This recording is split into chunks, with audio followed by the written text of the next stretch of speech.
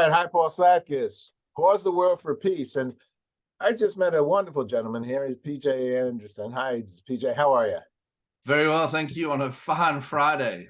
Oh, well, it's all good every day, every moment, every minute. And I sensed, and since we we broke bread at El Turco's out there in East Hampton, and every moment is a good one, especially if you have a good mindset, a good sense of humor, and you have that, PJ. Really. Thank you. It's very kind of you. You're from originally from where? Where are you from? I'm a South African. Okay. And you're now, though, if I understood this right, this Golden Bay Distillery is out of New Zealand. Is that Absolutely.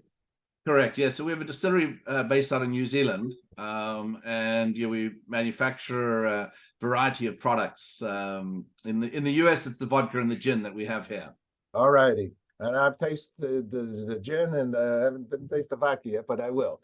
In any case, we're believers in the use of alcohol to a degree, and we're believers in the realities of how it's made and created. Without this subject of what we're involved here, Earth Day, we're talking about, and water, World Water Day. Without world water and without Mother Earth, you can't make vodka. You can't make, and you sure can't make it well. And so, tell us about. You mentioned something to me that lunchtime about water in New Zealand and how precious it is to the country and thusly into your vodka and gin. How does that come around? Absolutely. So as you mentioned, New Zealand is sort of known for having incredibly clean ingredients and a big focus, on making sure that farming practices, are ecologically sound, with a view to protecting the environment, because it is so beautiful. We believe that, you have more than a duty, but you have an obligation to protect the environment when you've given a gift, such as you find in New Zealand. And to answer your question around the water, where the distillery is, we're privileged to sit above a aquifer which feeds a spring, which is known as the clearest spring water in the world. The visibility there was tested by the National Institute of Water and Atmosphere at 63 meters. Just so you know, distilled water has a visibility of 80 meters. And just up the road from us is a lake called the Blue Lake in Nelson, which has almost between 70 and 80 meters of visibility, which is quite astounding. And that gives the product a viscosity.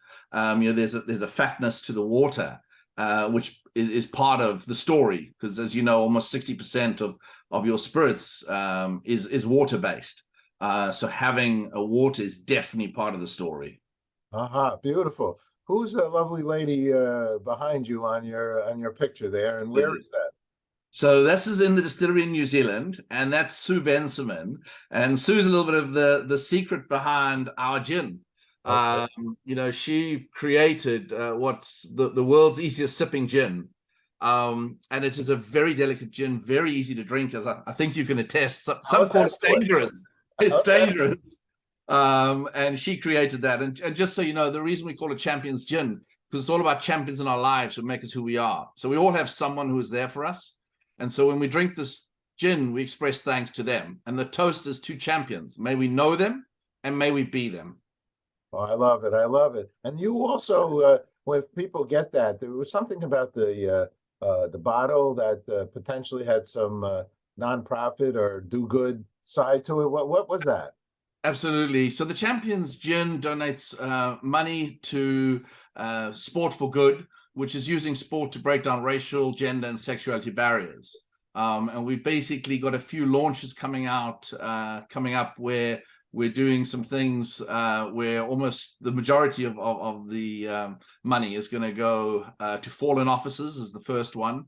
And then we're going to do something in conjunction with the Yogi Berra Museum and a famous Yankee, Ron Guidry. And the Yogi Berra Museum, so you know, is using education, teaching kids about leveraging sport to break down barriers. So these are very closely aligned with what we want to do. Wow, right now it's very timely. They're coming out with a movie for Yogi Berra.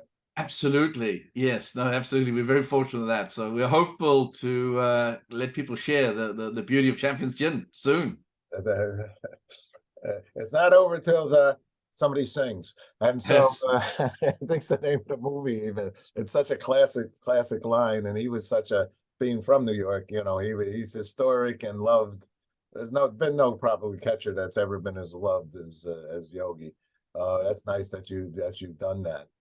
We started off though with your juju, and you tell us about that as well, please. Perfect. Yeah. So if you don't mind, I'll show the juju as well. So juju is as based upon the simple idea that when you drink, come together, you share good juju with people who possess positive vibes, and out of those positive vibes, you get incredible things will happen. There's all sorts of symbolism on the bottle, like the butterfly, which you can see over here. And that's just about the butterfly effect that, through a very simple act on your behalf, you can change someone's life.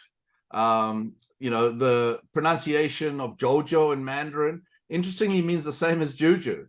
And there's two cultures many, many miles apart from each other that at their core have a very similar world. And my view is that if you believe in the principles of inclusivity, because obviously, key is basically working together. There's a great African proverb, which is alone we can go faster, but together we go further. If you believe in the principles of abundance, the opposite of that is scarcity, and scarcity is used to divide us when we fight over resources.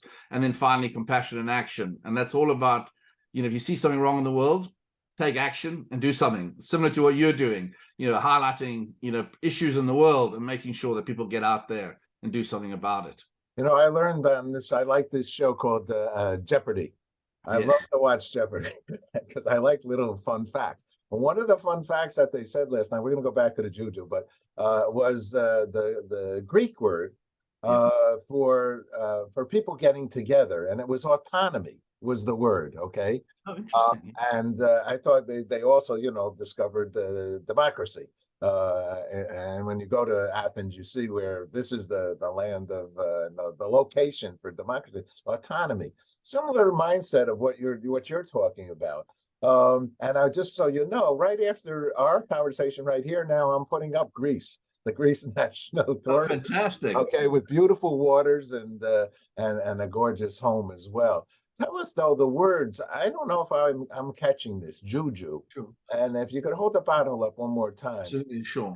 Actually, everybody I saw the bottle, it glows. You have a blue. How do you got blue in it? And then you have little butter. Don't you have something inside the bottle? Yeah. So there's little 8s and 9s, and again, I don't know if you can see them, but they basically float the 8s and 9s. And in Mandarin, 9 is Joel, which means lots of.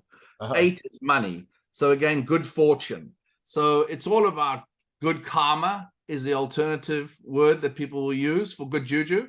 And I'm just a big believer, when you bring good people together, you can do just incredible things together. And you want to seek out those positive people who give off good juju, because those are the people who want to solve problems. Where can people purchase this? I know you haven't probably been in America that long.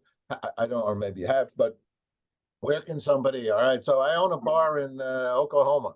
So how can I get what you're selling here? Perfect. So online is where we're easiest to find right now. Our website in the US is www.goldenbaydistillery.com, because you can see both the juju and the Champions Gin there. Alternatively, www.jiuvodka.com if you just want the juju.